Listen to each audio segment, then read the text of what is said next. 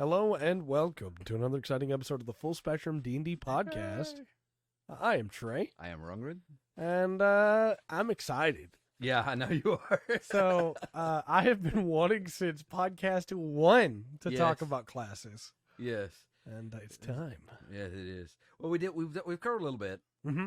as we did the what you can do for free. Yep. Gone through that. So but there's a lot more just in the player's handbook. Yeah. Right. So now we're covering what you can get in the PHB, Yes.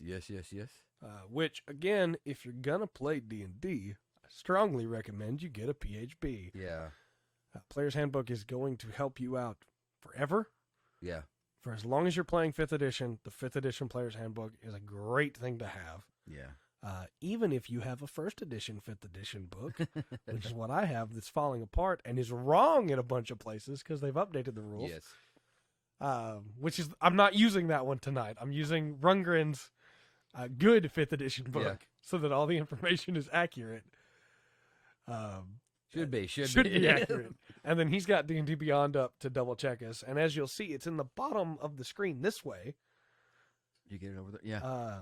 I am losing my voice, but it's here right now. Right. So we'll work with it while we can, huh? You're gonna hear a couple times where my voice breaks, and it will sound very strange, but it is here right now, and I'm probably gonna cough a little bit. I'm getting over a cold. Yeah.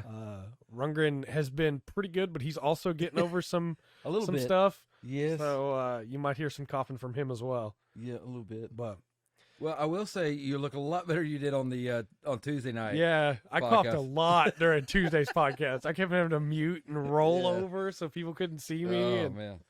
yeah, I'm feeling better than I was then for sure, but still Yeah. not fully out of the woods yet. We should specify we don't really have any new news. No. Nothing new really dropped since last week, so we can dig into classes. Absolutely. So, what we talked about and what we hope to be able to do for y'all is we wanted to talk subclasses, but when we talked about the subclasses in the core rules, we talked about the main classes that were tied to them as well. Yes. And now we have more of those. Yeah. And Yeah. so we need to at least touch on that, give a brief summary, I believe, as you put it. Yes. And then we can hit on the subclasses. And that starts with Barbarian. Yes. Everybody's favorite barbar. My barbar Not- friend, not the the- barbarian. So if you make a Loxodon, it's the barbarian, just barbar in so many levels, right? That's right. Oh. That's right. Barbar babar.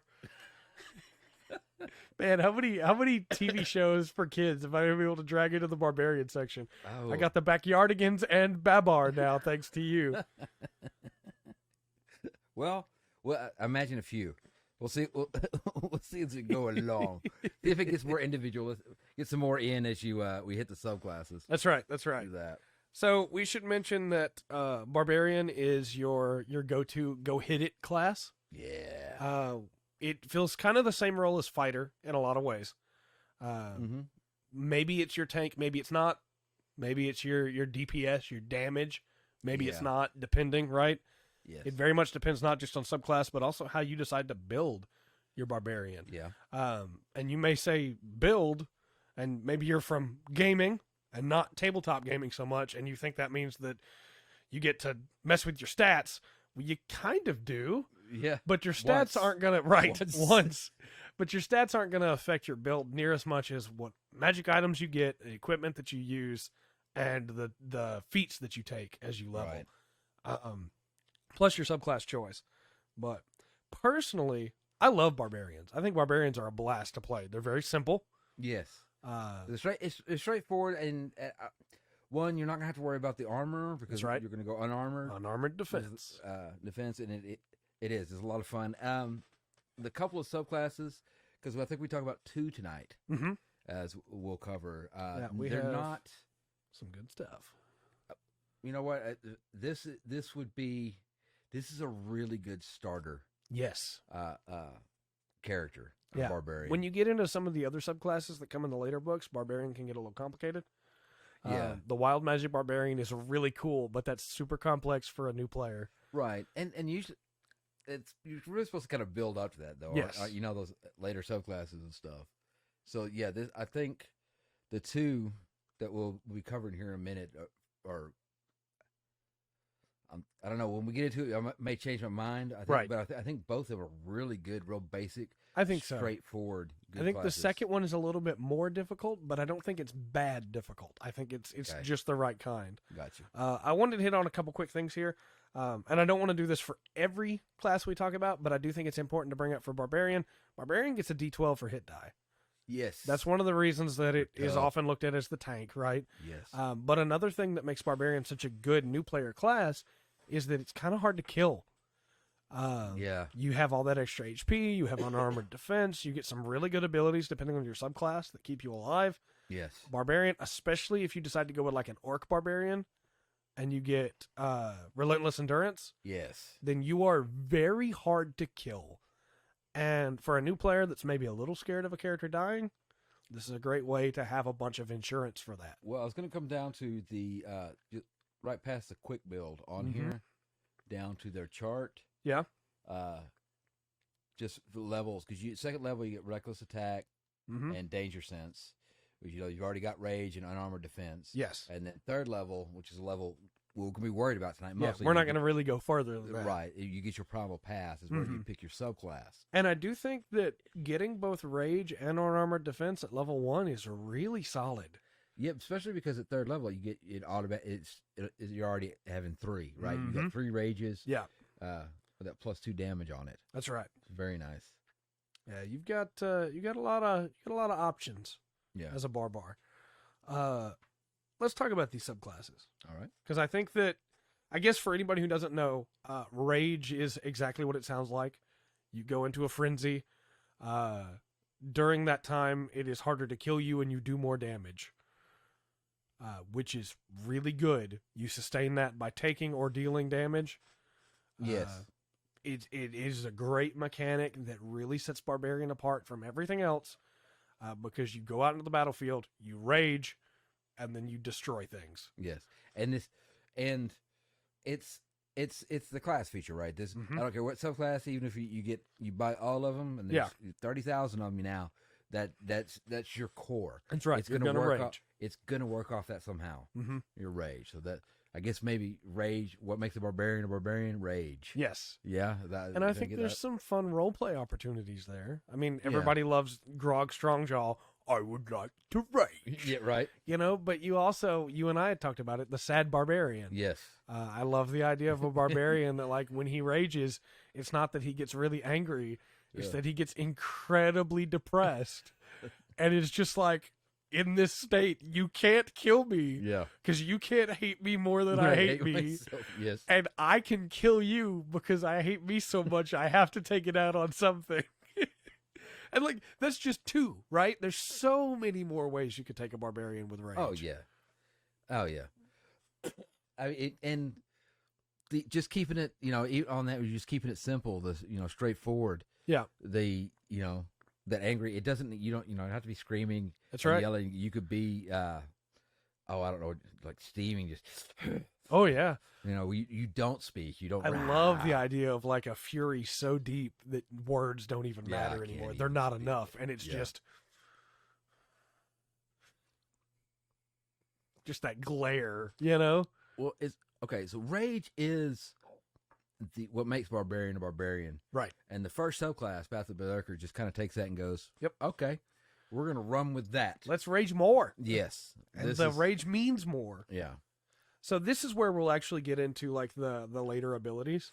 The core class abilities at higher levels we will come back and cover at some point. Yeah. But here we will discuss what makes these unique. Because at its heart, like you said, a barbarian, as it levels, is going to get more rage. It's going Right. to be able to do different things with its rage. And the subclass gives it the ability to do cooler things with the rage, right? Right. Path the Barbarian, or Path the Berserker, sorry. The 2 are one and the same in my mind in a lot of ways, right? Okay. When I just want to play a regular barbarian, this Yeah. is the subclass I take. Oh yeah. Path the Berserker is perfect. When I played Fugjas, who I've mentioned many times, Right. my Tiefling Barbarian, he was a Berserker. Well, I think this, like I said, I think this gets to the heart. This is straightforward. Mhm. You got somebody coming to the table, and like, hey, could you be why don't you play the Tasmanian devil a little bit for me? You know, Yep. you're gonna be the blah, blah, blah, you're gonna go out, all right? You hit more often. Yes, you know, and that frenzy. I like frenzy, even though you got your exhaustion here. Yeah. Where you know you're gonna get your disadvantage on ability checks on that first level right there. Right. Even though you've got that, what a great little mechanic to bring. Oh, in. yeah. You're bringing into it for a new player. That's right. To start understanding the mechanics of the game. Yep. Yeah, and that's at third level. I mean, that's your. It creates a dynamic choice too, especially for a new player who's trying to figure out what all is going to happen because of combat. Yeah. If you already have a level of exhaustion because you haven't been able to rest or because you haven't been able to stop, Yes. and you've been traveling for a long time, and then you want to rage, but you know that when you frenzy, it's going to have that detriment. Right. Do you do it anyway? So you're gonna go speed halves. Yeah. Mm-hmm. And there's always, you know, I don't know. I'm sure it's happened, you know, a barbarian, 5 levels of exhaustion. Yep. And finally going, yeah, you know what? When the rage ends. I'm dead. Yeah. You know? But we need it. Yeah. And what's cool about it too is that there's an honest trade-off for it. It's not just a negative. Well, yeah, that's what I'm saying. You get that extra melee attack as a bonus action every round. Yes. Yeah. When you get to 15th level and you have 3 extra attacks, you're getting a bonus on each of those. Yes. Because you got an action, you get Yep. a bonus action. That's right. It's nuts. It is. It's a lot of fun, a lot of rolling dice, a lot of straightforward, a good introduction to combat. And I don't care what level of player you are. Mm-hmm. It's a fun one to play. That's right. You know, throw a bunch of dice, be mean. I can see where a DM might say, "Well, I'm only going to give you 1 extra attack because it says the wording is Oh yeah, okay, gotcha. you can make a single melee weapon attack as a bonus action on each of your turns after this one." Yeah. But my personal opinion on that is that attack is tied to your regular attack. Yeah. You're getting a point of exhaustion for it. I'm probably going to let you hit 6 times. You know? Yeah. I get where some people would go, well, that's too OP. Well, you know, But it's not. Because your fighters out there, yeah, at that level. if your fighter's got 2 weapons, they're doing 6 attacks at 15th so level.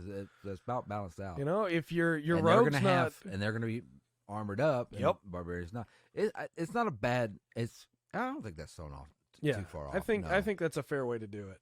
You know. Personally.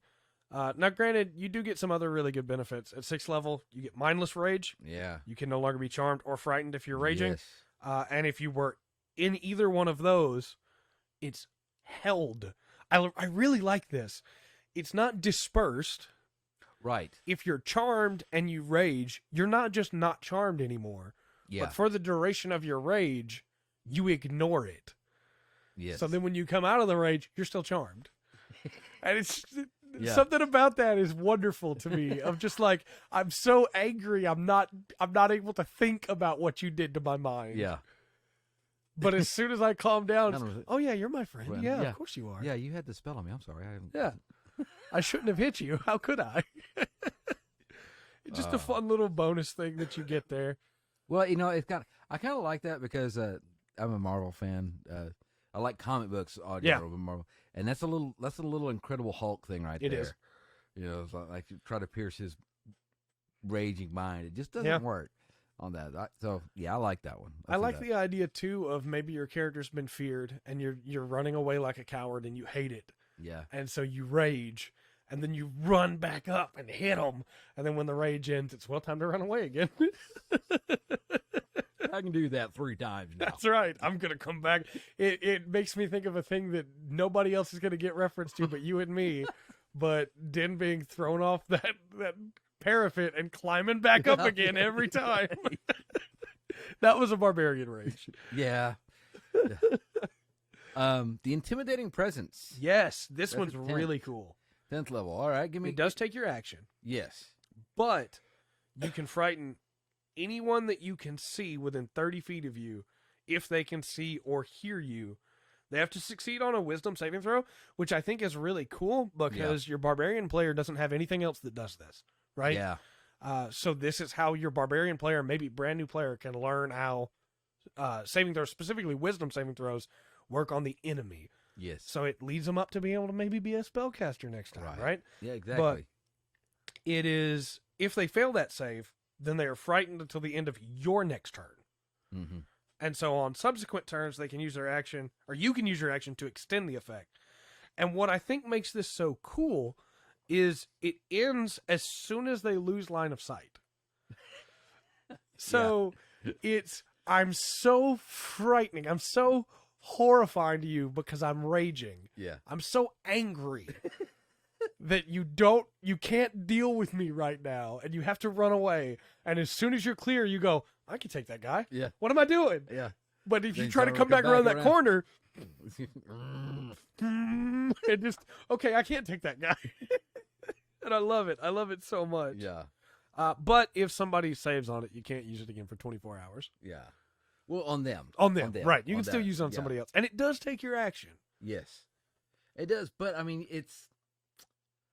you're sending somebody. You're taking somebody out of the fight if you succeed. There's definitely So- combat uses for it. Yes. For me, the roleplay aspect is way cooler. I'm sure it is. Of like, hey, we're talking to the mayor, and the mayor's being a little rude. Yeah. And, hey, I'm the barbarian over here. Yeah. The bard's over there, the wizard, the sorcerer, they're over there talking to the mayor. Mayor's giving them a little bit of lip. Yeah. We killed that dragon. Yeah. Mayor made a deal. Intimidating presence. And And then the mayor goes, and if the mayor's not happy with it and decides to take it out on you, then you get to use your 14th level retaliation, that's right. where if you take damage from a creature that's within 5 feet of you, you can use your reaction to make a melee weapon attack against that creature. Yet again, bringing in something that new players need to remember they have. Reaction. Opportunity attacks are great. Yeah. As a barbarian, you're probably going to wind up getting a chance to use it. Yeah. But if you're not, if things aren't running away from you, Yes. you may not even know you have a reaction, right? True. You'll forget it. And so the opportunity to have another use for it, and it's a really good one, of like, hey, this thing hit me? No, I'm hitting it. Yeah. That's Yeah. thematically really good. Yeah, it is. Right. Like that. Yeah, it is. And like I said, they're all, I don't know. This is just I like I don't mind the complex characters. I like complex characters or deep characters and everything. But I also like that it doesn't have to be. That's right. And this is one that is not. This is not a complex player to play. That's right. This is I'd give it the easy level. If you want an easy class to play, it's an easy class to play. It's a fun class to play. I've said many times, Fujas was an idiot. I played him that way on purpose. It was a blast. He was so stupid he couldn't even make his own decisions. The party would go, hey, Fujas, this guy's being rude to us. And Fujas would go, Fujas is clever. And then take his great hammer and smash the guy in the face. Yeah, right. And it was fun.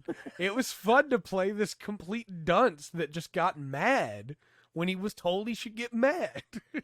Now, the next subclass, the Path of the Totem Warrior, it's a little heavier, a little bit, got a little more to it. Yeah. On that, A little bit more technical. Not a whole lot, as none of them really are. There's a lot to take in, Right. with these subclasses, but really, none of them are. It's a lot of information. It seems like, Yeah. But once you start getting the basic patterns down, I think a lot of it kind of will come naturally. Yes. It won't be as bad. But the Path of Totem Warrior, so this will be the one you pick at 3rd level, your primal path. Mm-hmm. And I like this one a lot. I think it's really solid. It's not my go-to, Right. but if I had some time that I knew I was going to be playing this character long-term, Right. I would probably really consider a Totem Barbarian. Because Totem Barbarians are cool. Yes. There's a lot you can do with them. There are, and there's I think we'll run into some tables here in just a moment, looking at this. But those aren't all inclusive. That's right. You can go all out on that, and this one's got a lot of flavor to it. Yep. Obviously because you're gonna be picking a spirit animal, so you kind of line up. You're gonna line up with that. Oh, go ahead. I was just gonna point out the first. You're at 3rd level. You get Spirit Seeker. Yes. Which is a kinship Yep, and it allows you to cast Beast Sense and Speak with Animals as rituals. So yet again, Yes. introducing barbarians, new players that maybe looked for the barbarian as an easy class, Right. to ritual spells. I think that a common misconception with the Totem Barbarian is that you need to be more of a Native American style, Like shamanistic. shamanistic, and it's not just that, right? Yeah. You can do that. You can do that for sure. It's and one, it's good for that. but you could go Celtic. I mean, there's lots of different Egyptian. Yep. There's lots of different. It's about the bond between, and I think a lot of people go, man, I want to be a cool D&D class that has something to do with an animal, and so they'll play a wizard with Find Familiar, or they'll play a ranger, Yes. or they'll play a druid, and they forget that barbarian's right there with totem. Yeah. And all you have to do, you have this bond with this animal. I think one of my favorite ones that I've seen was I used to play in a game with a guy that played a Totem Barbarian where he was raised by wolves. And his character was, obviously not him. Yes. And his character had a bond with the mother wolf that had raised him and protected him.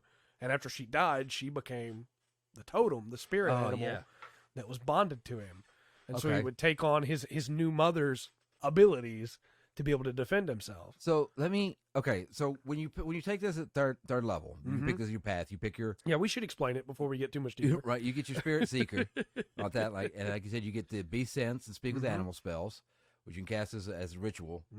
Which awesome, right? Oh yeah. Now these three as I was talking about. It's not really a table. I guess it's just laid out here. Right. But the three examples that they give, and I'll kind of go into what was said before this, but they give the bear. So while raging, you have resistance to all damage except psychic damage. The spirit of the bear makes you tough enough to stand up to any punishment. Yeah. Now look, bear's awesome. You could also do a rhino. Yeah. So while they're giving us just these little things, just all damage. Just have resistance. Just have everything. A tiger. Yeah, a lot of things.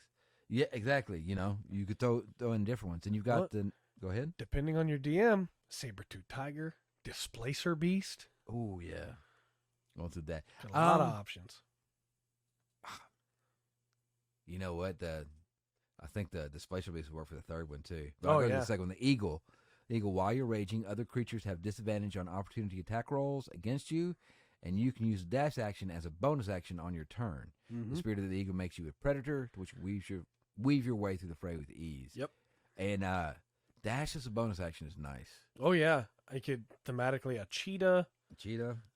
You could go with really anything that's known to be quick, right? Yeah, and like you could even take like a dolphin. A dolphin, yeah. They give the eagle, so I mean any bird of prey. Yep. You could go through on that. And I'll read the last one off real quick. Yeah. Then we talk about it. The wolf. While you're raging, your friends have advantage on melee attack rolls against any creature within 5 feet of you that is hostile to you. The spirit of the wolf makes you a leader of the hunters. So again, pack animals. Pack animals, or yes, going through that. There's just anything you can use. Velociraptors. You got those, and yes, and do they have? I don't think those aren't in the monster manual. No, they're not. But I would love to play a totem barbarian that was raptor. Absolutely, man. That's gonna be my next character. But that all comes in. Now that's quite a bit to take in at third level because you're getting 2 rituals. Yeah, and you got to choose between which one of those 3 effects you want. Right. Not those 3 animals. Talk to your DM about what animals you want to use. Right. But those 3 effects. Because, and why this is such a great flavor thing, the example they give here is if you have a bear, totem spirit might actually be like unusually hairy and thick-skinned, or if it's an eagle, your eyes might turn bright yellow. If you're a rhino, like I was saying, instead of the bear, you're going the rhino. Maybe you have kind of a grayish tone to your skin. That things like that. It's so much. I knew a totem barbarian that was walrus, and he had little tusks instead of canines. Tusks and a mustache. I mean, yeah, man. See, this is why he was excited about, because subclasses are fun to talk about. So imagine, and we need to get into the other effects, but imagine for the second one, a centipede. Oh yeah. Yeah, you're gonna get this disturbing. Yep. And so your change, right? is that you have more of a chitinous like vertebra Yeah. style bone structure, or even armor almost Almost like an as your unarmored exoskeleton, armor. Yeah, like an exoskeleton. And when you move, sometimes you have like a little weave to it. Because But I want to play. I want to do that, but I want to play Criterion. Yeah. To be the bear, the centipede. Yeah.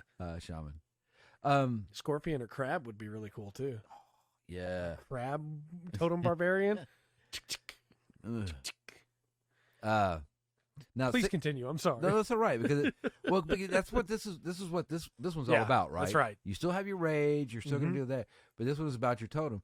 So at 6th level, again, you pick, and you can pick the same one or different ones, and it's a little bit different this time, right? So if you want the bear, or a rhino, or liger, or whatever it happened to be, turtle, sure, you gain the might of a bear. Your carrying capacity, including maximum load, maximum lift, is doubled, and you have advantage on strength checks made to push, pull, lift, and break objects. The eagle one is you gain the eyesight of an eagle. You can see up to 1 mile away with no difficulty, able to discern every fine detail as though looking at something more than 100 feet away from you. So basically, you can just like do those telescopic eyes things. Also, dim light does not impose, disadvantage on your wisdom checks. And then the wolf. Gaining the hunting sensibility of the wolf, you can track other creatures while traveling at a fast pace. And you can move stealthily while traveling at a normal pace, which is actually... might be a little bit underrated at this level. Absolutely. Of what you might think. But once again, you could use any animals you wanted to on top of that to add to your totem. I think, and then once again you do it again at 14th level. My favorite of those three, by the way, is the eagle. Because then you can go, in my youth they called me Hawkeye. And they do now as well. No, I think like you and I both know this. The viewers might not know this. I'm a big bird nut. I love to study about birds. I love to study about a bunch of dumb stuff. But same here. I love the idea of like, I'm not gonna go for an eagle. I'm gonna go for like a cardinal. Yes. Or I'm gonna go for like a shrike.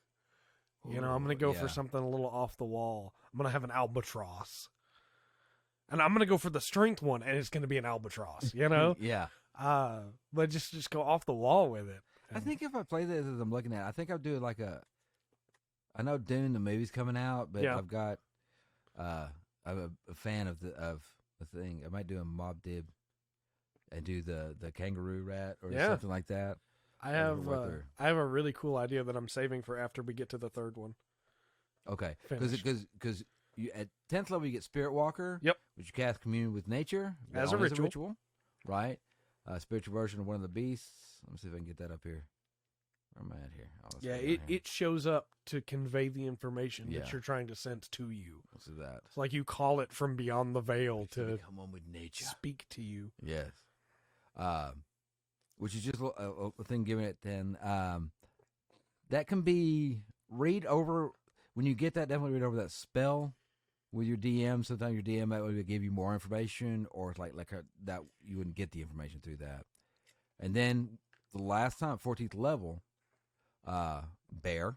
While you're raging, any creature within 5 feet of you that's hostile to you has disadvantage on attack rolls against target other than you, or another character with this feature.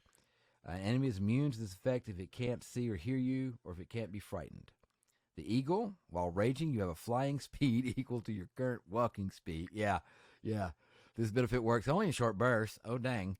You fall if you end your turn in the air, nothing else is holding you aloft. Wolf, while you're raging, you can use a bonus action on your turn to knock a large or smaller creature prone when you hit it with a melee attack. All three of those are great. And once again, it ties the raging into it.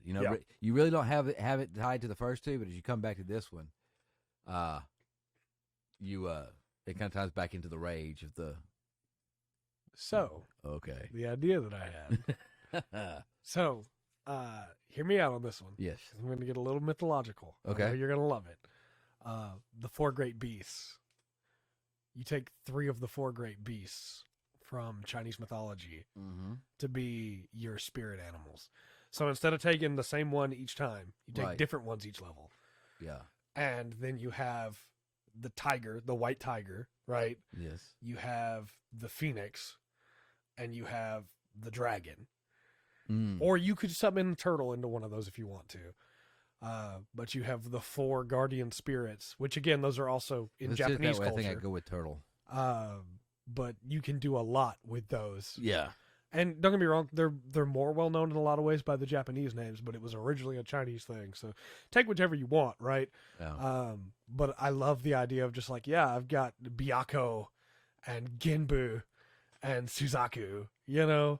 Yeah. And those are the 3 spirits that have called to me and that I'm communing with to gain their power. Could you, and you could, I think you could take these out without taking too much away from it. I wouldn't do this like every time or look for these, but they don't necessarily have to be animals. That's right. They could be ghosts. They could be ancestors. Yeah. Ancestors as well. To do that. There is another barbarian that we're not talking about today. Right. That does that as well, but you absolutely could. It's a little bit, it's a different. I felt like if we didn't at least bring that up, somebody would go, well, that already exists. Yeah. Not this way. Or, look, I know, or, it could be elements, Yeah. You pick through, you pick stone. If you pick stone, then you have the bear. Or, and this is not trying to step on the zealot soul, which is another barbarian subclass we're not talking about today. It could be gods. Yeah. There's a lot you could do with this. There is. Like I said, there's a lot of just flavor. And I like how it's like, look, this affects your character. Yeah. How they look. This physically affects your character. Yeah. I'm just imagining the barbarian warrior now that is like a human that was a monk and maybe not ever took levels in monk, right? But was a monk, and they've got the white tiger sash around their waist, and they've got the turtle shell on the back. And they've got the necklace that has like the wings of Suzaku, or maybe even the tattoo across their chest. Yeah. And whenever they activate one of these, that symbol glows, You're having a good time, aren't you? Oh, yeah, I'm having a blast. This is exactly what I hoped we'd get to do. We got to go to the next one. You're not going to have a good time because we're talking about bards. No, we actually get quite a bit on the bard in the Player's Handbook. You don't get any in the free. Right. You got to pay to play. Yeah, you got to pay to play a bard.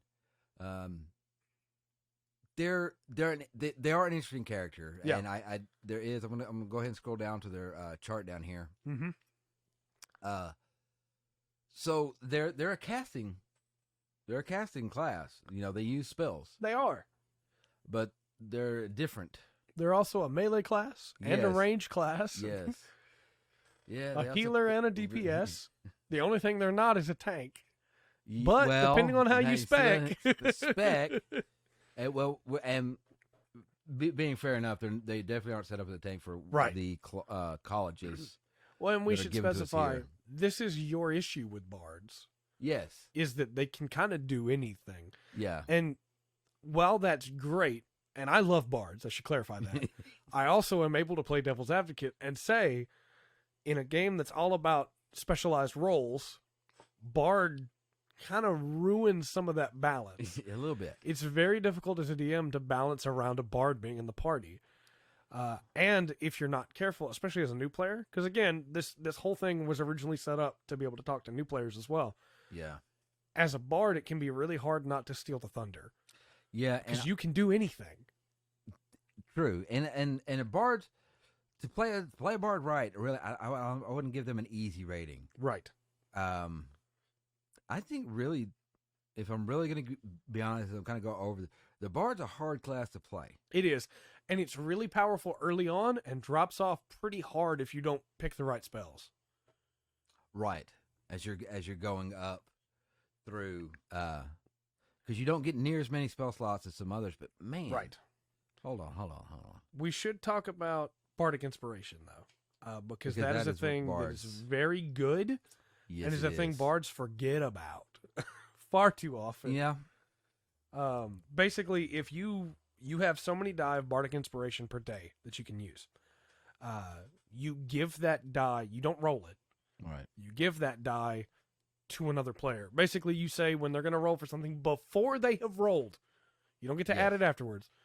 Before they have rolled, you get to say, I inspire you.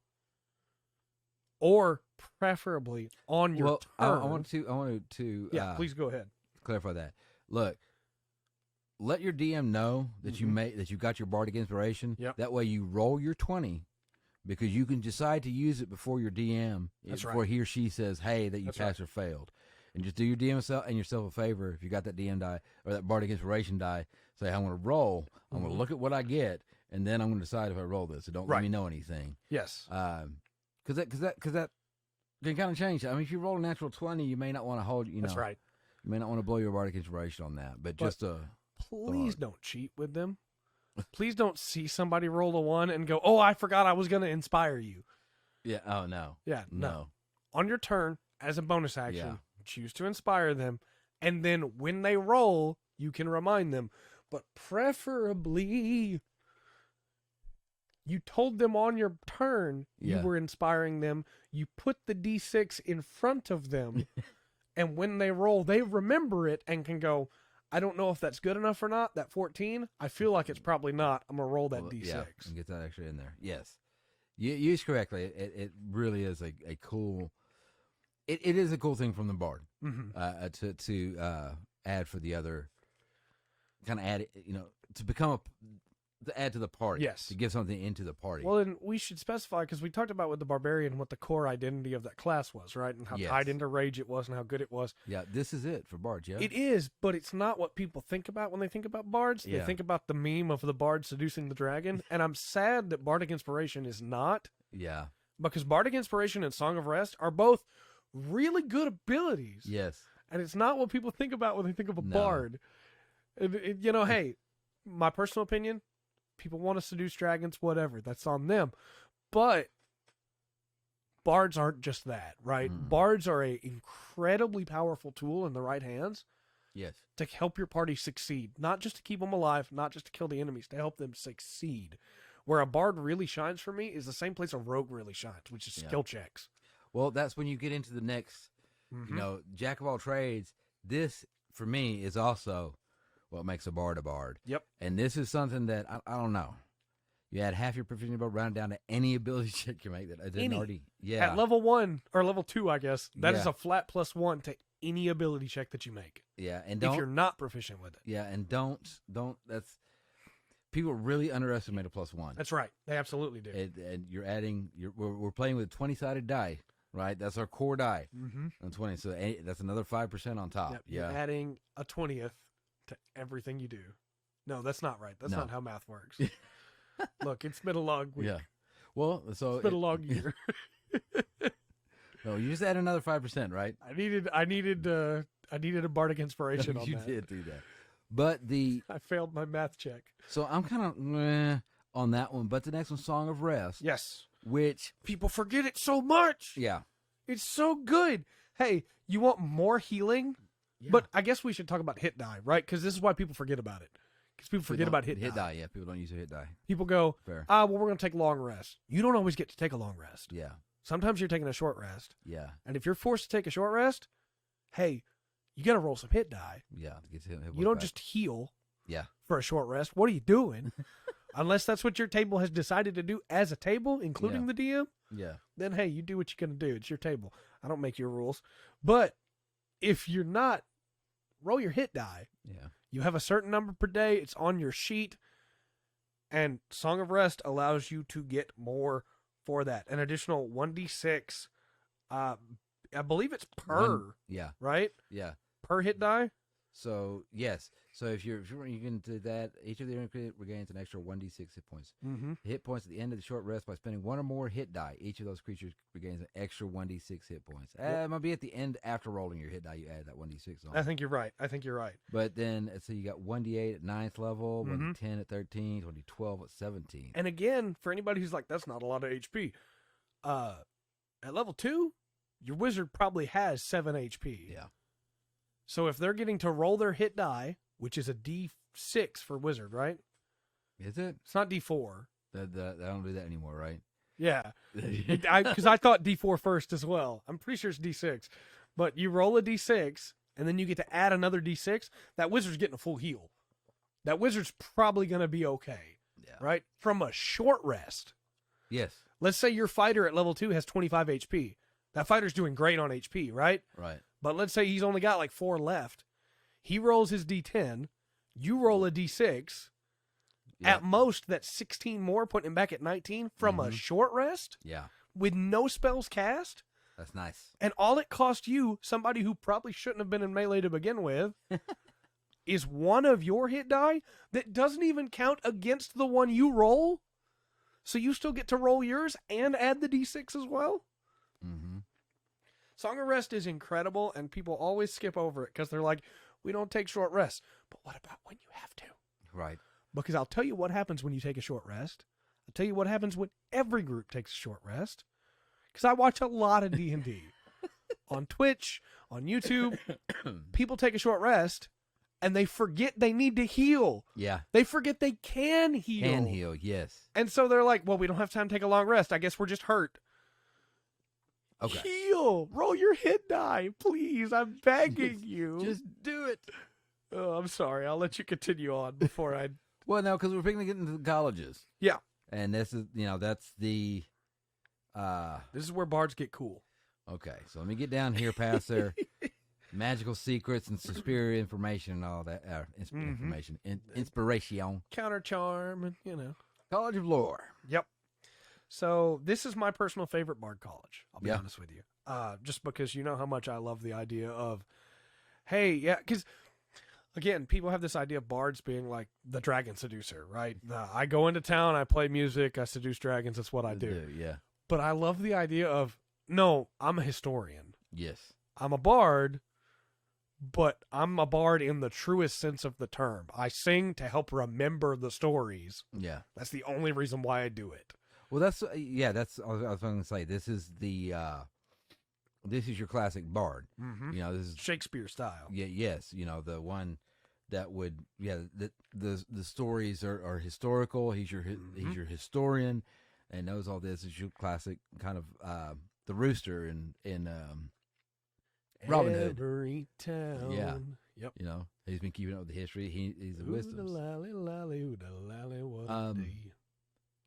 I love the idea of a bard that's College of Lore that is just like super monotone. Yeah. Because you're just like, and then the heroes went to go fight, and they slayed Tiamat. And just like, because he's, And behold, the righteousness was once again declared across the land. That's right. That's right. Do Morgan Freeman with the March of the Penguins, but with history. And that's this bard, right? Yeah, okay. Get busy living or get busy dying. They get extra proficiency with 3 skills of their choice, which is very, very good. That's what I'm talking about. Like on top of the other one, they just get automatically anyway. Yep. Just, hey, I want to be more proficient. I have skills everywhere. Yep. And then they get cutting words, which I love. Yeah. Do you like vicious mockery? Vicious mockery's fun, right? Right. Cutting words is better. If you could see something within 60 feet of you, and I say something because it says creature. Yeah. But I have attacked a bench with this before. I believe it. Because it wasn't comfortable. 60 feet of you, you make an attack roll. When anything that you can see makes an attack roll, an ability check, or a damage roll, use your reaction to expend one of your bardic inspirations, rolling that die and subtracting the number rolled from the creature's rolled. You choose to use it after it makes its roll, but before the DM tells you if it succeeds or fail, or before the damage is dealt. So if, in this case, this is a question that I have for you. Okay. If the enemy wizard uses Fireball, and I know, because I know my ally's AC, if it hit the wizard, it's going to hit everybody. Right. Or if it hit the barbarian, it's going to hit everybody, right? Yeah. So I know using cutting words is not going to help people not get hit. I would then choose to use it for the damage die to reduce the damage. Yeah. I would allow that. It seems to be in the wording. It's a little bit. It feels like it's supposed to be either or, Yeah. not both. But But says, I think on D&D Beyond here it says or. Yeah, and I feel like there are too many situations, or there are not enough situations where that could be or. Hold on. Before the DM determines whether the attack roll or ability check succeeds or fails, or before the creature deals its damage. Okay, they've doubled themselves up here. They have. Because if you're declaring it before the creature deals its damage, you're declaring it whether on the attack roll. Right. And that's like I'm saying, Fireball and Yeah. Disintegrate. Well, Disintegrate doesn't quite count, but Fireball, Chromatic Orb, Yeah. things like that are, well, Chromatic Orb's a roll to hit, so it would just be Fireball, I guess, and like Dragon Breath, things that they have to fail a save. Okay, hold on. When a creature that you can see within 60 feet makes an attack roll, an ability check, or damage roll, you can use your action to spend one of your bardic inspirations on that to subtract the number from the creature's roll. Mm-hmm. Fireball, they're not going to have an attack roll, ability check, or damage roll, right? Well, they will have a damage roll. Right. So you can take that off the damage. Yeah. Okay. So it's not going to be that. It's just the way they worded it. That's what makes it sound complicated. Yes. Right. That's where I got stuck in the weeds. Okay. So after the roll, before anything's declared, decide if you're going to use it. Right. Whether that's an attack, ability, or damage roll. This is a great thing to be able to do. We didn't talk about how your bardic inspiration goes up, but it goes up pretty quickly. At 5th level, it becomes a D8. Yeah. So that's an 8 subtracted from. At 10th level, it becomes a D10. And then at 15th level, it becomes a D12. It never gets better than that. It never becomes a D20. Right. But D12 is a big subtraction. it is. You roll a 12. You wind up having a lot of them. I mean, by the end of it, you have expended charges. I'm trying to figure out where it says how many you have. Here it is. It goes up. You start out with how many? You start out with 3 or 2? Bardic inspiration. Does not say here. It's not up on the chart. And get back up here to the top. I don't know, but so we're figuring to hit their next. Well, I would assume you'd have as many as you have hit die. I'll see that. Because it expends those. Possibly so. I feel like this is a thing I should know, and it bothers me that I don't. You can inspire this to do so. Use bad actions. You use feature number of times equal to your charisma modifier. There we go. You use feature number of times equal to your charisma. It does not say that in here. Your bardic inspiration die changes when you reach certain levels. But yeah, which you already went over. Okay. Yeah, so charisma modifier. All right. Yeah, that adds up quick. Yeah. So when you have 20 charisma, you have 5 bardic inspiration. Yeah. And you regain them on short rests. Yeah. So, yeah. And then it's pretty good. This next one gets me. This additional magic secrets. You regain them on long rests. I'm sorry. Okay. The 6th level. Yes. The 6th level. Yeah, we got bogged down on that one. I'm yeah, sorry. That's all right. The additional magic secrets. Mm-hmm. This is just anytime you can pick a spell from any class. Oh, yeah. I don't care if you get 2. Yeah. Can I choose Wish? No, because you can't cast Wish at level 6. No, you cannot. But that doesn't mean people haven't asked. Right. Oh, man. Well, I like, too, that they count as bard spells, which means you get to use your charisma mod with them. Yes. Mm-hmm. Of that. And so, give me a reason why I shouldn't take Fireball. I don't know. I don't have a reason why you shouldn't take Fireball. I get 2. Because you get 2. So I'm taking Fireball. And you can take a cantrip on the next one. It wouldn't matter, I'm taking Fireball, and then honestly, I'm probably going to take Spiritual Guardians. Well, That's at 6th level, can I cast that? At 6th level, I can cast 3rd level spells. Yeah. I can definitely cast Fireball. Ugh. Yeah, I'm taking Fireball, and then I'm going to take Mold Earth. There you go. And then finally at 14th level for this one, you get Peerless Skill. Yep. I just use Bardic Inspiration. Yep. And for an ability check. A lot of this in this, it's going to be. It falls in a weird place. A lot of your things because it falls after dice rolls. It doesn't happen as a reaction. It doesn't happen as something that something that's going on in the fight. Yeah. I mean, it does, but it as a player, you're reacting. You're waiting for a dice roll. That's right. And then you're going to react to it. It's a little bit different. I like it a lot. I don't think that these necessarily fit in with the theme. Yeah. I feel like there could have been more done with the lore theme, and I think there are definitely colleges later on that we're not covering today. Right. Sell the theme a little bit better, and I do think the next college does too. Okay. Because I love the idea of the historian, and I feel like this was more of just basic bard abilities. Yeah. More ways to spend your bardic inspiration. Yeah. I think the cool one to me is the cutting words is fun. I like that, right? Right. But it doesn't necessarily fit the bard deal. No. I think the additional magic secrets does, because Definitely you're does. the historian, Yeah. But I feel like maybe something that you can give, you give a rousing speech of an epic ballad or something, and it inspires your party to be able to do more than they could before. See, I can see that, or that one should be. See, for me, this should be if you're college. Instead of having, all those points to put wherever you want to, or the three things, Yeah. You should get expertise in history already. Yeah, absolutely. Something I like agree. that. I agree. Going along that. It's like there. It's your the idea of what you'd want in a bard. Yeah. Telling the stories and keeping the old tales alive and everything, and all that good stuff. But then it doesn't. You're right. It doesn't fill it out for its potential to do that. But you said that you feel a little bit different about the College of Valor? I do. I don't like the College of Valor as much, but I think if you are wanting to play a bard that is going to get in the fray, whether caster, melee, or ranged, Yes. College of Valor is a lot more physically satisfying, right? Yeah. You're going to get in there, you're going to be able to do some damage, you're going to get some bonus proficiencies right away. They're going to make it where you can use better weaponry. Yeah. Well, the just right off the bat, your combat inspiration at third level to add to AC. Yep. That's cool. And see, I think you could do the inverse of that for lore, where instead of adding to the AC, you add to the damage. Yeah. Of like, hey, I inspired you by telling you about this great hero from the past, and now you want to be like them. True. Temporary hit points, anything like that, right? Yes. But we're done talking about lore and my problems with it.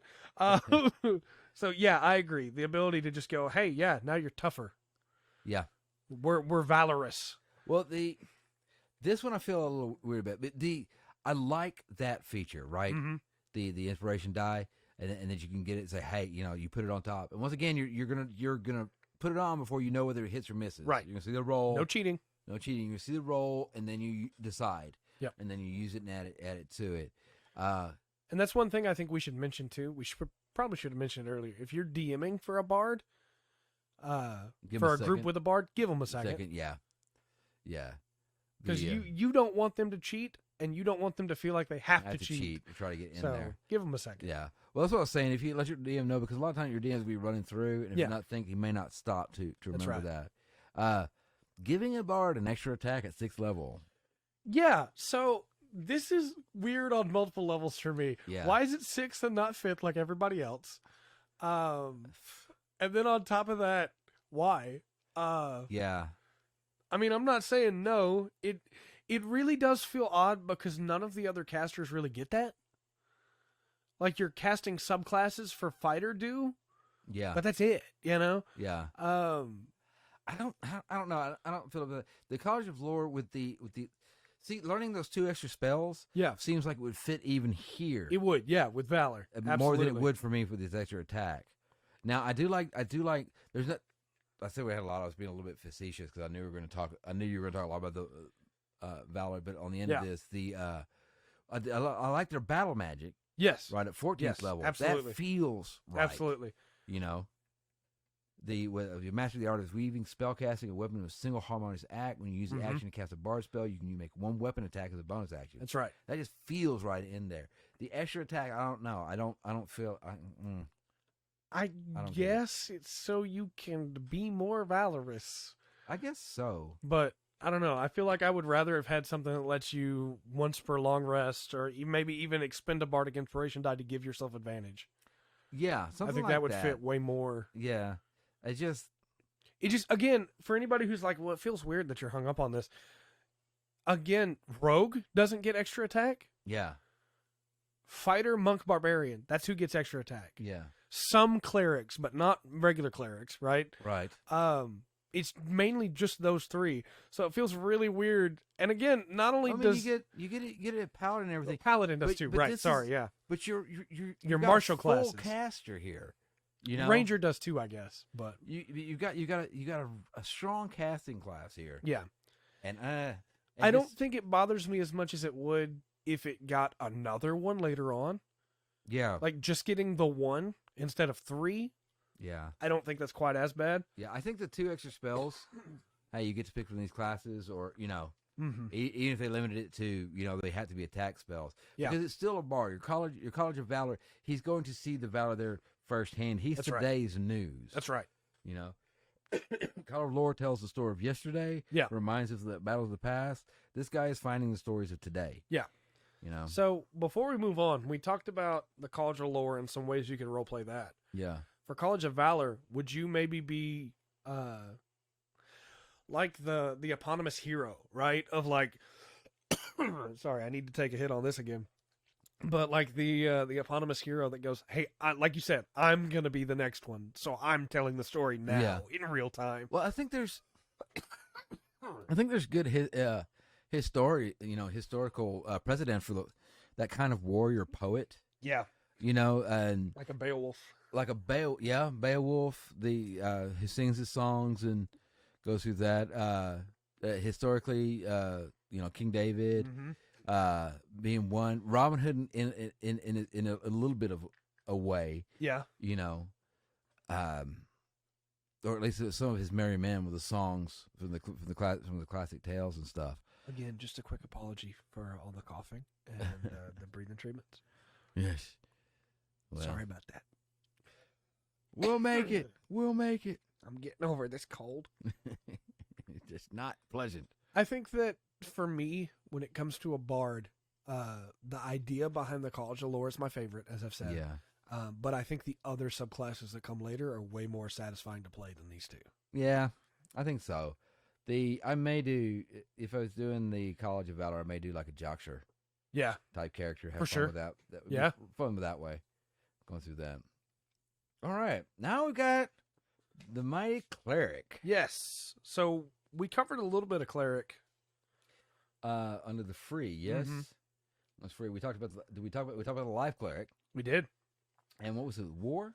It was Life and War, yes. Underneath that. So we have a couple more domains to talk about tonight.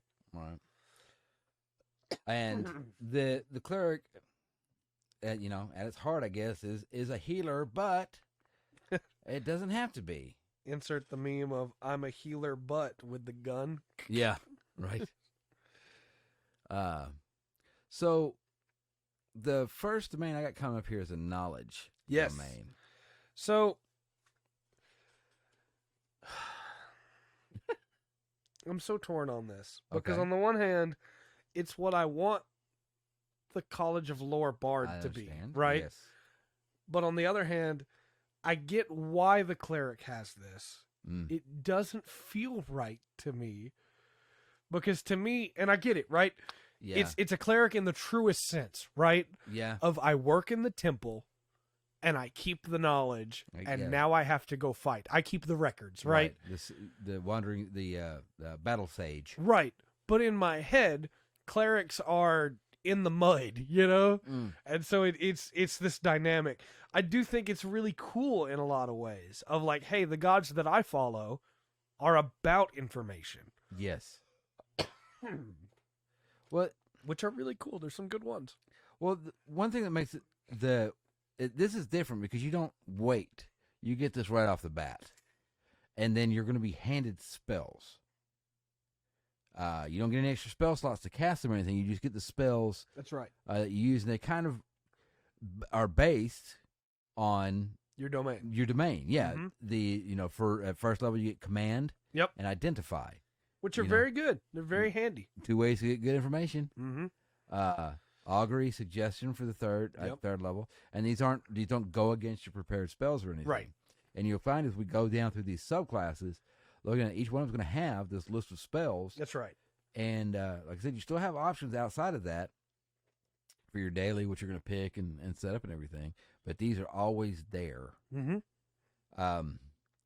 Now this is the so those are just normal spells you get, which is part of the subclass. Right. And then at first level on that, you get Blessing of Knowledge, where you get 2 extra languages, Mm-hmm. and then proficiency in 2 of the following skills: Arcana, History, Nature, Religion. Which is what College of Lore Bard should get.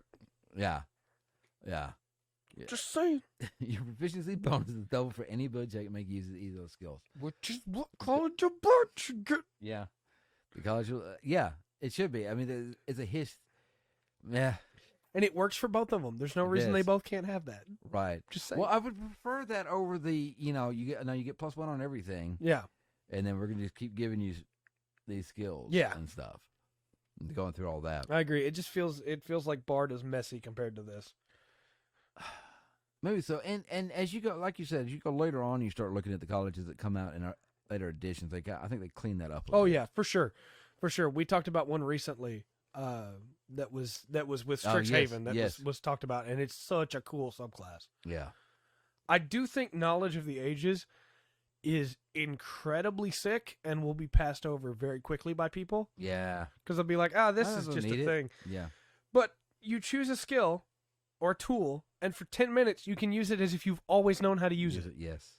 That sick. Well, which the channel Divinity, that is your... This, I guess maybe instead of healing, maybe channel Divinity is what makes a cleric a cleric. Yeah, I agree. That's the identity for sure. It gets a little bit bigger. Because at 6th level, you get to read thoughts. Yep. At 6th level, you can use to read a creature's thoughts. You don't cast nothing. You just, hey. And then make a wisdom save. I'm reading your mind. Right. Oh, man. At surface dirty thoughts, in here. It's not... During that time, you can use your action to cast a suggestion spell on it without expending a spell slot. Yep. So that's pretty powerful. Now, that's at 6th level. Pretty nuts. That is. And I'm afraid, I don't think this would be something I'd want a beginner player to have. Oh, for sure. I don't think, because this is going to be something that's going to be used really well for role-playing. I think a beginner player needs to play either a life cleric, a war cleric, or a light cleric. Yeah.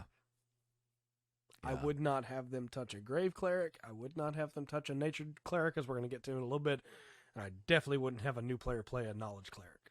Now, yeah. The potent spellcasting at 8th level adds your wisdom modifier to damage you deal with any cleric cantrip. Yep, with any cantrip. So, hey, now your cantrips are all just better, and you can cast those for free. And if you got plus yeah. Yep. Get a +5 on those, by the way. I'm going to take Toll the Dead, and now I'm just... Toll the Dead's a nuke now. Visions of the Past. Now, Cleric, like I said, you get this at 1st level. You also get stuff on your subclass on these much later, because it goes over at 17th level. Right. But this ability is awesome. The Visions of the Past? Just to clarify, this ability is awesome. You call up visions of the past that relate to anything that you're trying to do right now. Mm-hmm.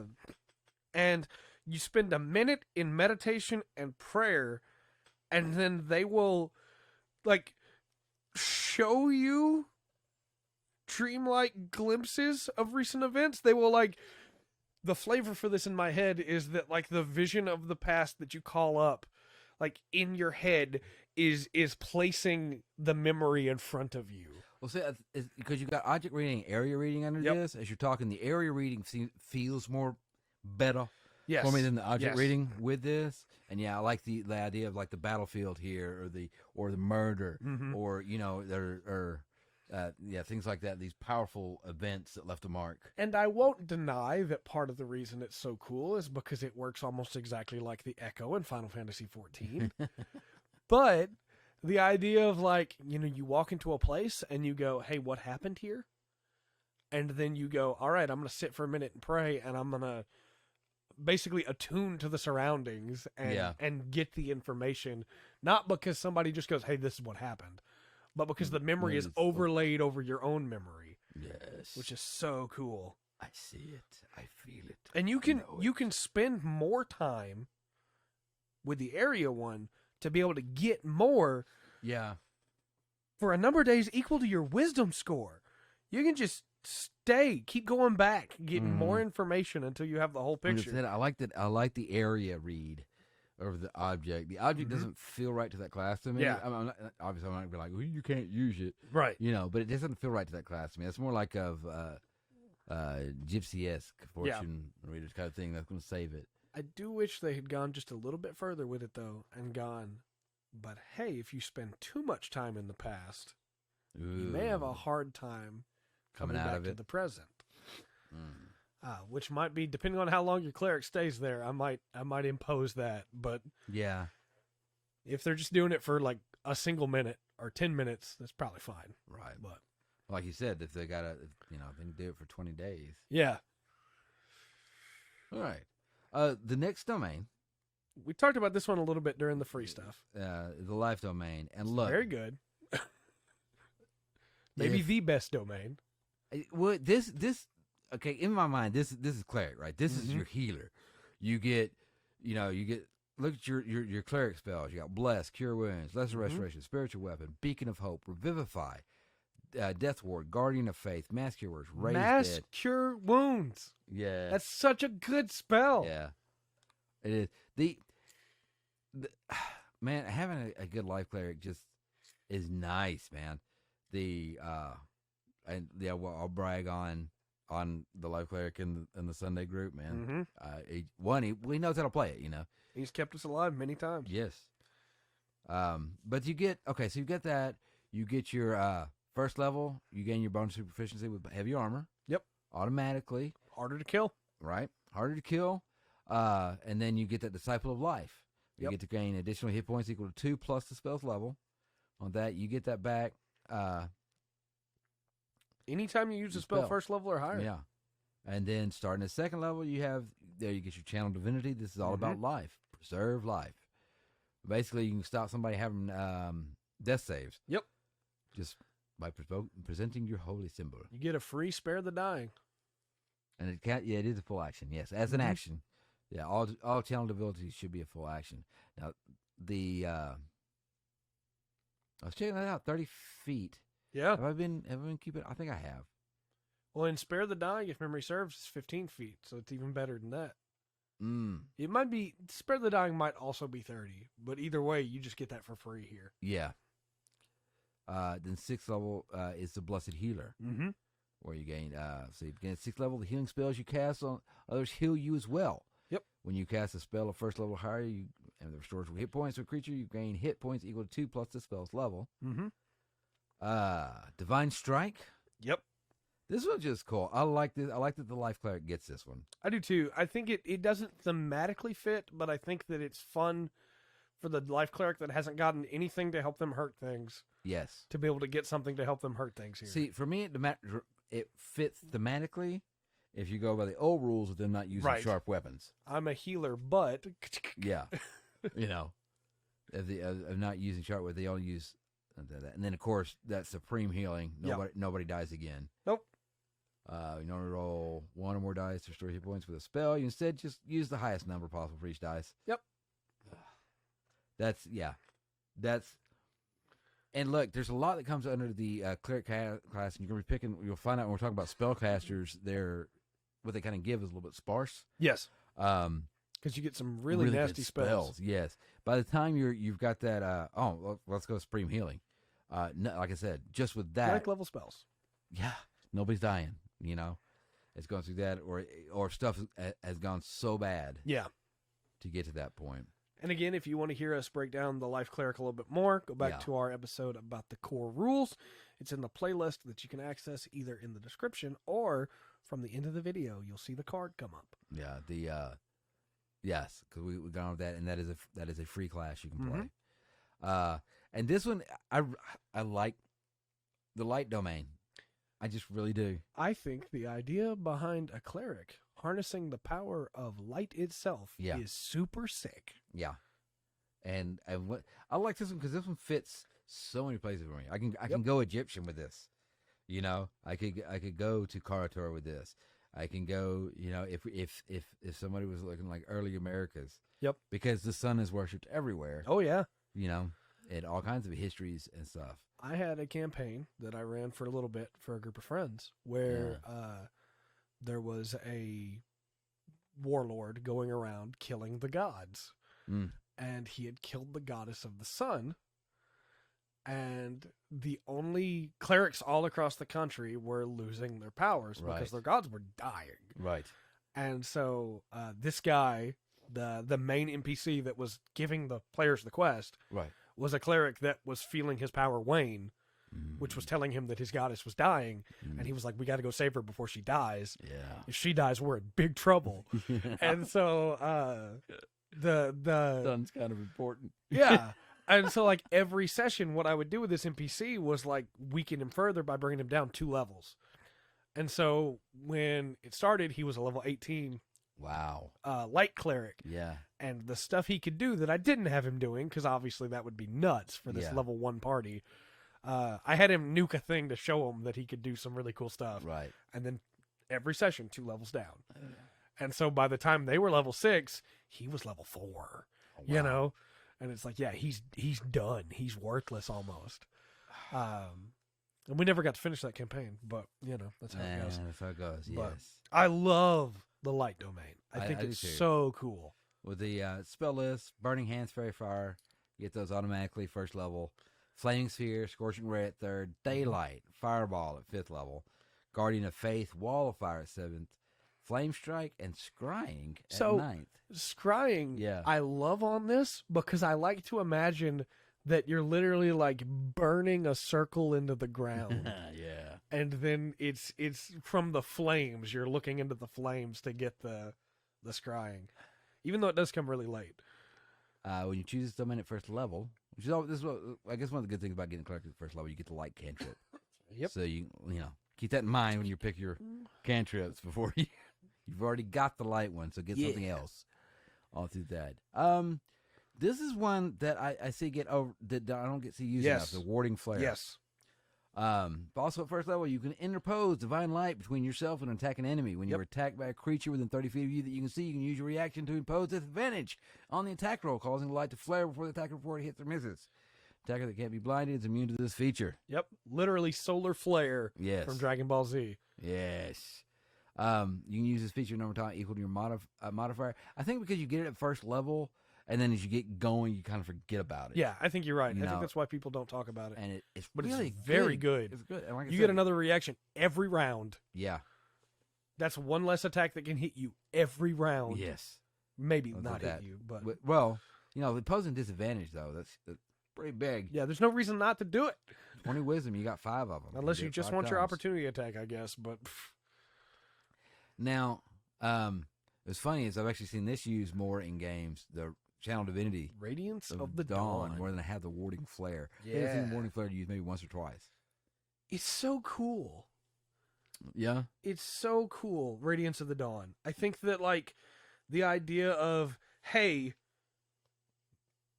all darkness, including magical darkness, is gone. Yes. I have called down the light from heaven. Yes.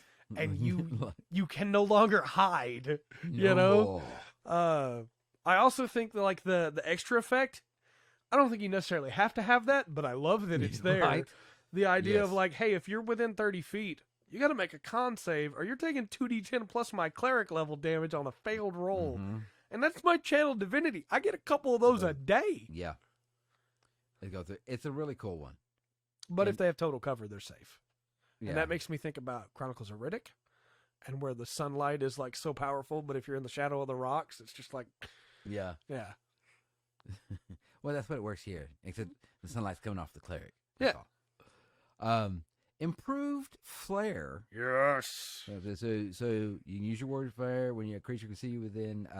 So you can also use your warding flare feature when a creature that you can see within 30 feet of you attacks a creature other than you. Yes. I've seen it used like that a lot more. Yeah, that doesn't surprise me. Than I have the first level, like I said, for themselves. That doesn't surprise me at all. Corona of Light. You pick potent spellcasting, right? At 8th level? Oh, I did skip that. Right, you're sorry. Or I'm sorry.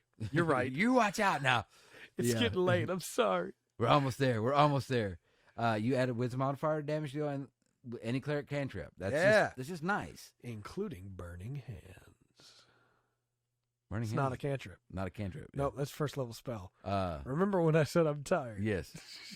No, if you multi-class, you get Eldritch Blast. I mean, you can. say that. Yeah, I'm sure it's done. Okay. You could. The Corona of Light. Yes. You I love blind this so much. everything, right? So much. Bright light, 60-foot radius. Dim light, 30-foot behind. Anything in there has disadvantage on saving throws against any spell that deals fire or radiant damage. Man.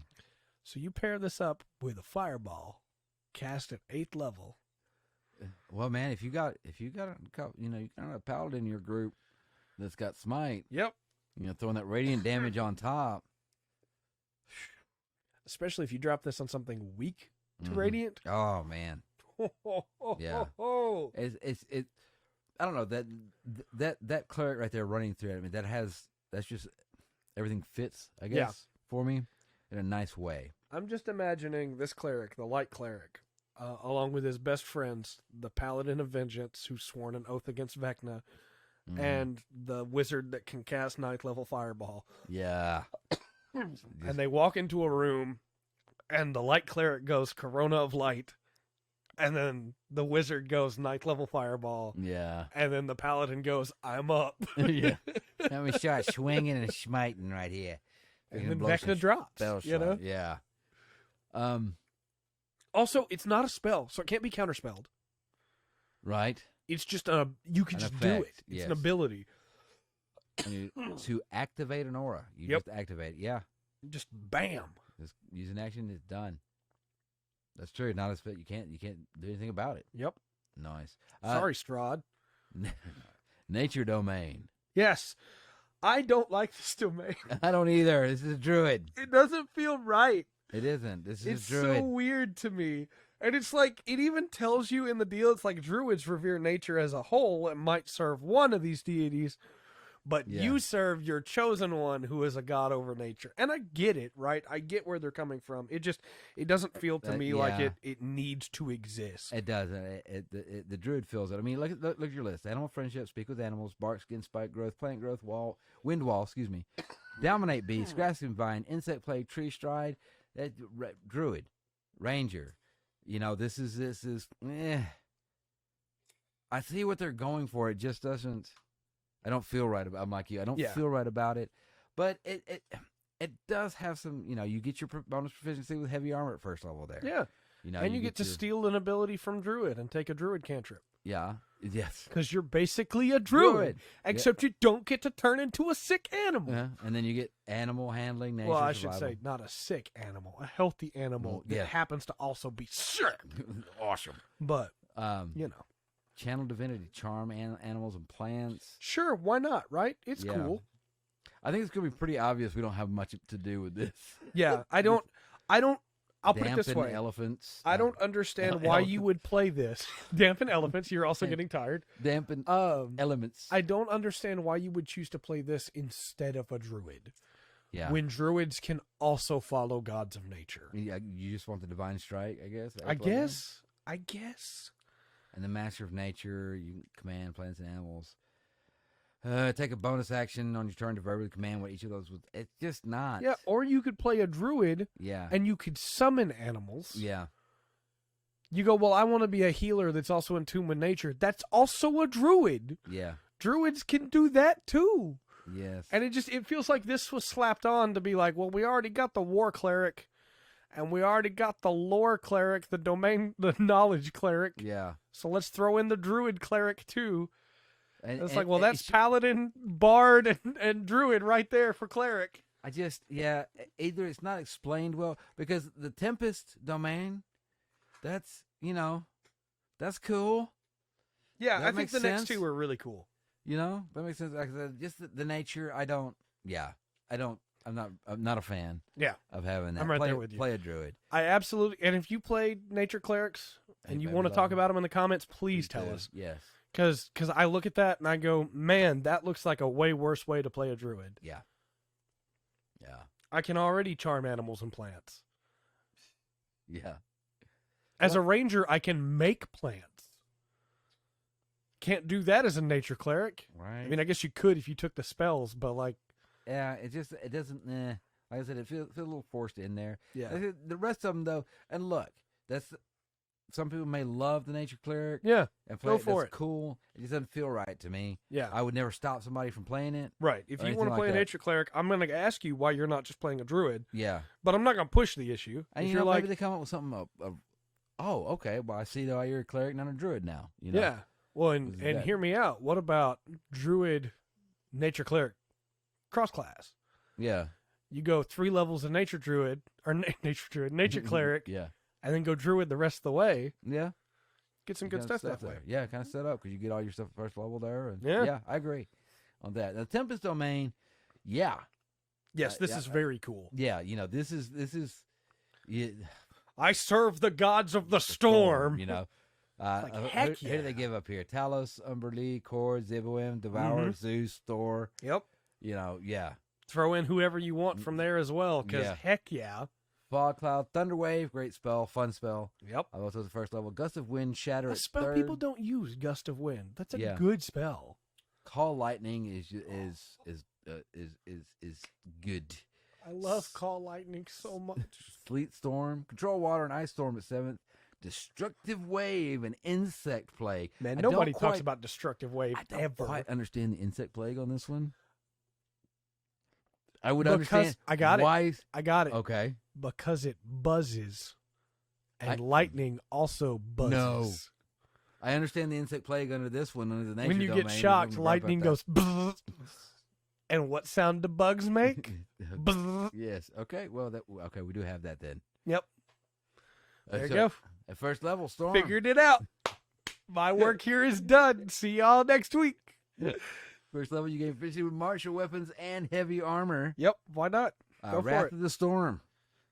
That is the one reason that you'd want to go nature cleric druid, so you get heavy armor.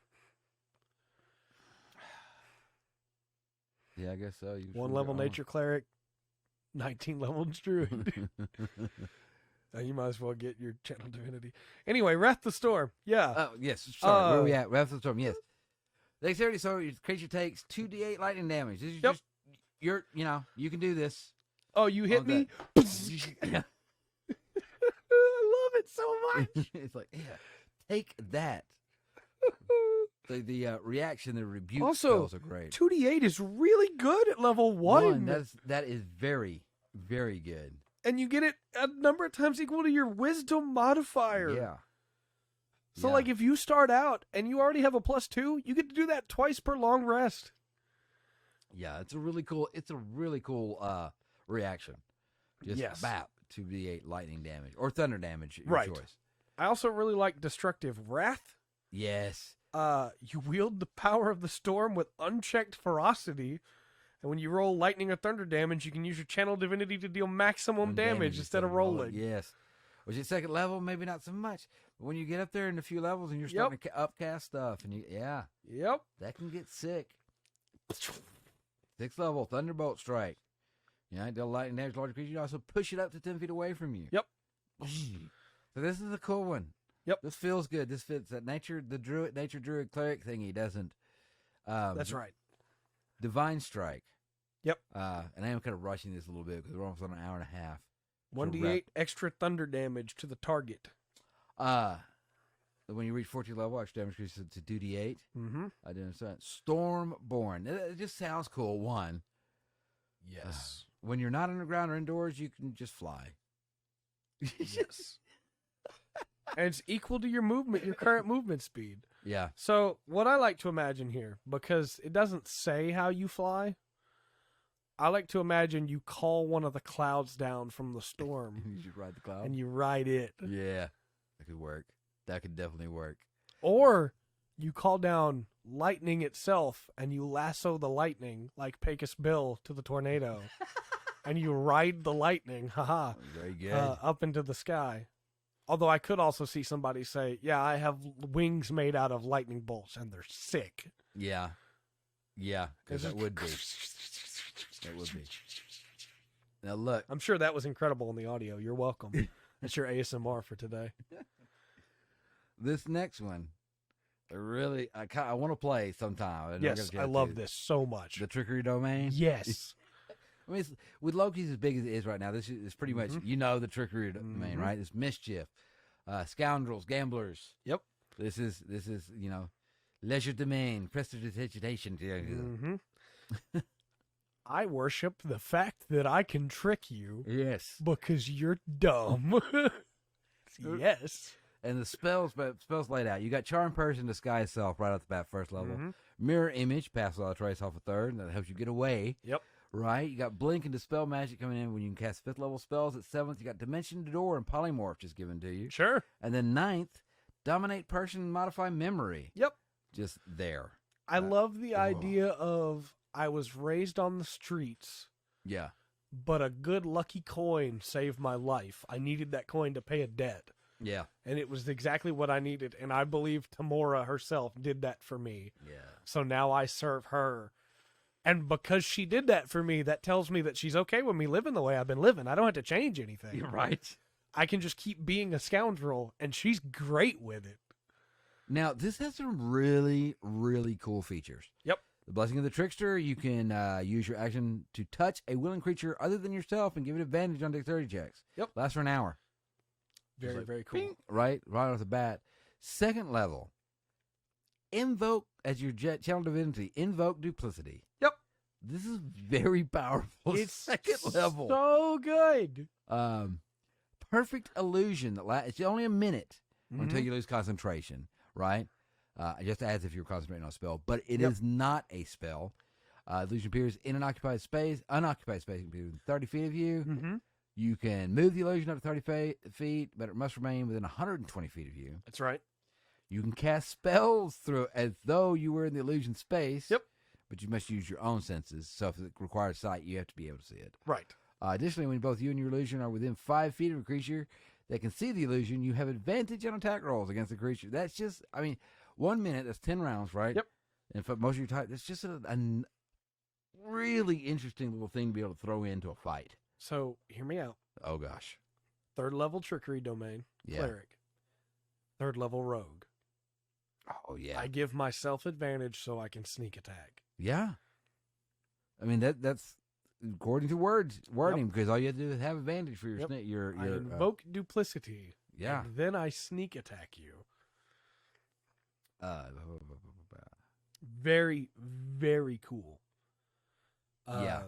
Just again, that flavor, that roleplay opportunity of I can make a copy of myself that's an illusion. Yeah. And I like, and the extra things you can do, being able to cast through that. Yep. Pretty dope. Yep. I'm gonna invoke Duplicity, and then I'm gonna cast Blink as the clone, so they think it's me. Yeah. Well, at that, I've got invoke Duplicity, put it 30 feet out. Yep. Now that they're 90 feet out, but that spell's 60 feet, right? Yep. No, could you do that? You could, because you can cast through it. You can still see them. Right, and since since the spell will be originating from its point, right? Then it's only 60 feet from for them. Okay. And then Channel Divinity, Cloak of Shadows at 6th level. It just become invisible. Yep. You just do. Yeah, you can't see as me an now. action. You can't see me. Like I said, these are not spells. These are not spells. Can't see the country of the trickery domain. Yeah, can't see the country of Taiwan either. Oh, you're right. We just got demonetized. That's You're all right. right. That's okay. I'll get demonetized every day for the country of Taiwan. Me too. Oh. Divine Strike. 8th level. This was standard. No, poison damage. Now, here's another interesting one. 17th level, you get improved Duplicity. You get 4 duplicates. You can move any number of them up to 30 feet to a maximum range of 120 feet. Let me clarify that for you again. You don't have to split your movement between the 4 of them and yourself. No. You each get 30 feet. Each of you. Yeah. That's nuts. I love it. It's so cool. It is. And there's not a whole lot you can do. I almost wish this was on a different subclass that leaned more into the doubles. Yeah. Like a mirror domain or something. Yeah. A reflection domain. But I think since we probably would never get that because it would be way too strong. Yeah. This is a good compromise of I'm a trickster, and I'm having a great time. Don't stop me now. Yeah. Yeah. That's just, I'm going to throw out 4 duplicates instead of 1. Is really And again, interesting to throw into a fight. You get that at level 17. Yeah. You can still be a 3rd level rogue. Right. Now, I do believe this is the last cleric subclass, probably the last subclass we'll be doing tonight. Yeah. We only covered 3 classes. Oh, well. That's all right. It's been fun. About that. Well, they'll give us a new book soon. We'll go over that. That's and I'll right. Come back to and this, I won't right? be sick, hopefully, next week when we talk about druids. Oh, yeah. It'll probably be nice, right? Yeah. Get over being sick. Yeah. The war domain. So again, if you want the full coverage of this one, refer back to our coverage of the basic rules, because we have kind of already talked about this one. But this is your stereotypical, my job is to be the battle priest, right? To wade into the trenches. This is what I think of when I think of a cleric, right? To wade into the trenches, to break some skulls and bash some skulls in. Break some bones, I should say. Yeah. Bash some skulls in, and then to turn and I'm going to heal you up while I'm here. This goes in my mind with the I'll run over the stuff here. This goes in my mind with would pair it really well with a conquest paladin. Yes. They kind of go hand in hand to me. Yep. Without stepping on each other.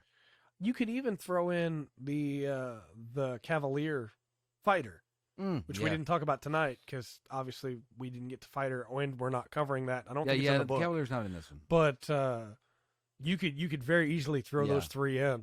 Yeah. And you can even have the knight serving the paladin or the cleric. True. Let's see, the 1st level spells, you get Divine Favor. Yep. Shield of Faith. Yep. 3rd level. Very, very good. Right, your 3rd level, when you can cast 3rd level spells, you can cast Magic Weapon, Spiritual Weapon, both those very good. Mm-hmm. 5th is Crusader's Mantle. Oh, great spell. So good. Great spell. And Spirit Guardians, another great spell. So good. When you cast 7th level spell, you got Freedom of Movement, which is very handy. And Stone spell Skin. people forget. Yeah. Stone Skin, just that much tougher. 9th level Flame Strike and Hold Monster. Yes. Now, once again, you always start at 1st level, you get that Martial Weapon, the Heavy Armor. Yep. You're fishing in that. When you use the attack action at 1st level, you can make 1 weapon attack as a bonus action. Yep. You can do that as many times as you're equal to your wisdom modifier. Going through that. Your channel, your channel Divinity, Guided Strike. We went over quite like that. We went through this earlier with it. It's not advantage. No. It's sort of better and sort of worse. Right. Plus 10, which you're not going to get a crit that way, right? Right. But you might have more chance of hitting. True. The plus 10 never hurts. Yeah. I rolled a 14. Now it's a 24. Yeah, quite a bit of difference there. Sure. The 6th level, you get the War God's Blessing. Yep. On that, so you make your reaction grant that creature a plus 10 bonus to the roll. So you get to do. Let's see, the first one's you. Then the War God's Blessing is others. Yep. Your Divine Strike, which they all get, and then the Avatar of Battle. You just gain resistance to bludgeoning, piercing, slashing damage from non-magical weapons. Hit me, for I will not die. Right. That is it sounds really cool, but at 17th level, it's a little late. Maybe could have given me that at 6th level. Right. I'd have been really stout if I'd give me that at 6th level. The only thing great about it is obviously it's just always on now. Yes. From now on, I am resistant to everything except magic. I know, but most of the time your DM's going to have something with a magic weapon or at that level, coming at you. You know, unless you're wading into battle. I don't know. I think it is a crime that your PHB, and this I have not commented on it before. Yeah. But it's a crime that your PHB has added in gods in every single one of these. Yeah. For later gods that have come in from other stuff, including the Traveler, which is great. That's wonderful. I think it's a good thing they're there. Yeah. But it is a crime that all of those are there, and Tomanec is not in the War God section. No, you can't have it. No. He's the god of war. Oh, Tomanec's great. People forget about Tomanec just because he's not from the main. He's from 3.5. Yeah. He was made by David Weber. Oh, okay. He's great. Bring him back.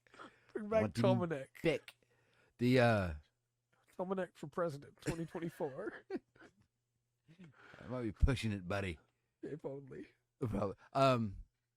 So we have rambled on, I know, quite a bit, but this is actually something we enjoy and griping and taking part in these little subclasses.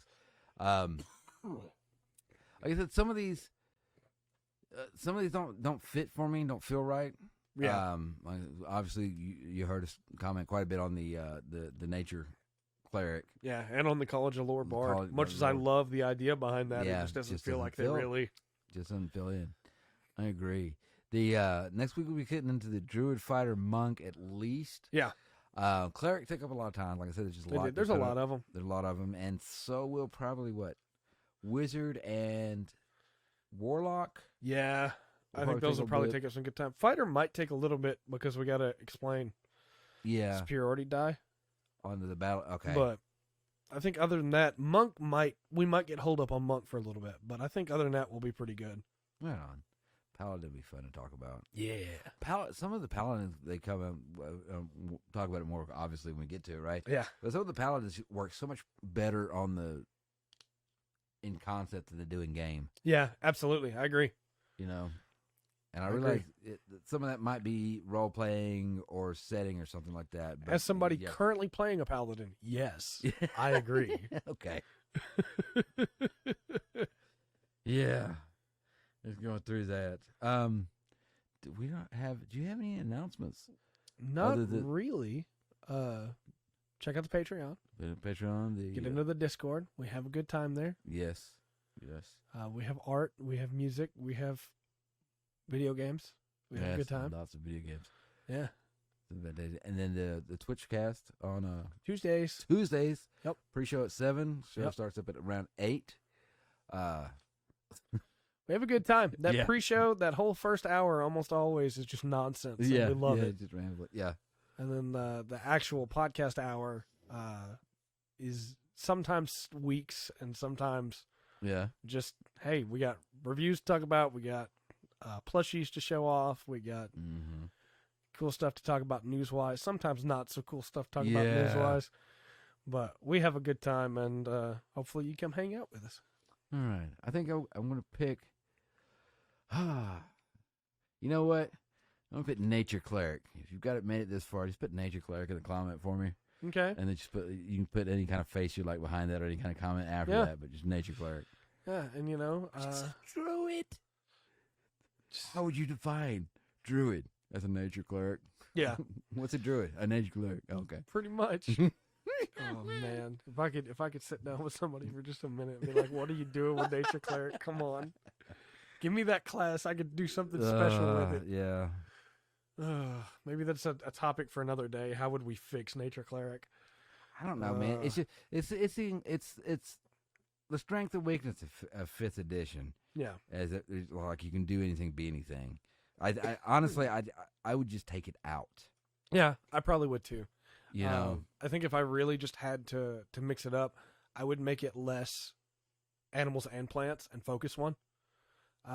Druid obviously has a little bit more focus on animals. Ranger obviously has a little bit more focus on plants. I don't know why that is, but they do. I would think it'd be the other way around. But what I would probably do then is I would focus it just on plants. Yeah. And be like, yeah, you're about life like the life cleric, but instead of being about animals and humans, you are just about the survival of plant life. And so your abilities are all entangling vines and rough terrain. And if you pray, your channel divinity is if you pray over one patch of ground for 10 minutes, life will begin to bloom there again. And if you stay there, then a whole forest will grow eventually, you know? Yeah. Like just really lean into that with plants. Yeah, well, and see, that's funny because I'm reading the last on the blurb up top. These clerics might hunt evil monstrosities that spoil the woodlands. I don't quite feel right. Bless the harvest of the faithful, or wither the crops of those. So instead of nature, I don't know. I think maybe it should be more like farm or cultivation. The harvest, the cultivating harvest. Yeah. because you have the reaping and sowing on that. I think that maybe that's how it's not nature. It's harvest. And they shot themselves in the foot with the Grave Cleric, because that's what it feels like the idea of that is, but better. Okay. So, you know, it is. It's D&D 5e. Yeah. Let us know how you would fix nature clerics. And until next time, I have been Trey. I've been Rungren. We've been the Full Spectrum Podcast. Remember to always enjoy the full spectrum that Tomanec and Dungeons & Dragons have to offer. That mouse is far away. Yeah.